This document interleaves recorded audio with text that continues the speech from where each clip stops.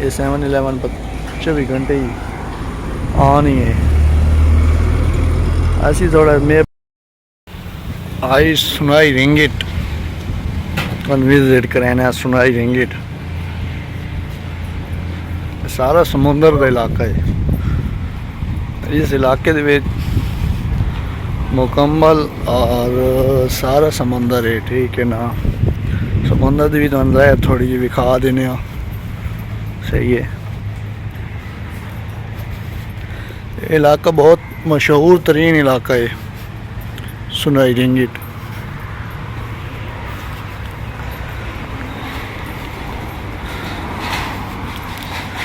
बलाई पुलिस मतलब कि इस जगह की बलाई पुलिस जिमें अपने को थाने नहीं होंगे, इस जगह बलाई पुलिस बोलते हैं जो अंदर एक थाना लगता हो ना,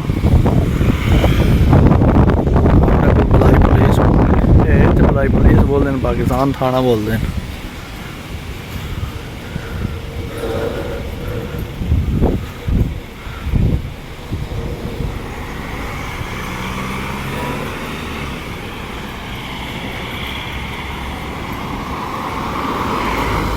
समुंदर दियां लहरें चेक करा देने,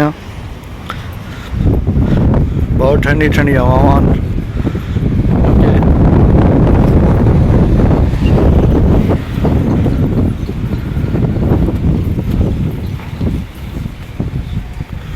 नाल रेस्टोरेंट है, ठीक है, सारे रेस्टोरेंट हैं। बहुत ठंडी हवा, समुंदर दी लहरां चेक करो अरूज च है। इस जगह के अंदर मलेशिया की मशहूर तरीन जगह है पेट्रोनास। इतने डीजल और पेट्रोल बनता, ठीक है। मुकम्मल जड़ा ये एल है ना तेल, इसनू इतने फिल्टर करते हैं, ठीक है। हवा तकरीबन अच्छी खासी है।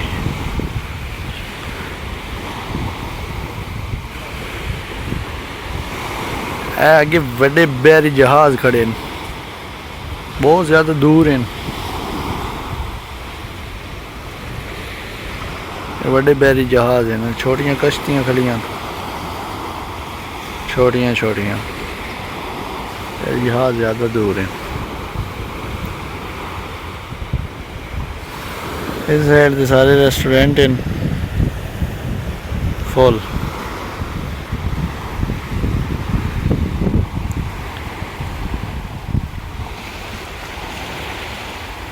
ये भी रेस्टोरेंट है, ये नाइट रेस्टोरेंट है, दिन ते ऑफ है, नाइट ते ऑन है।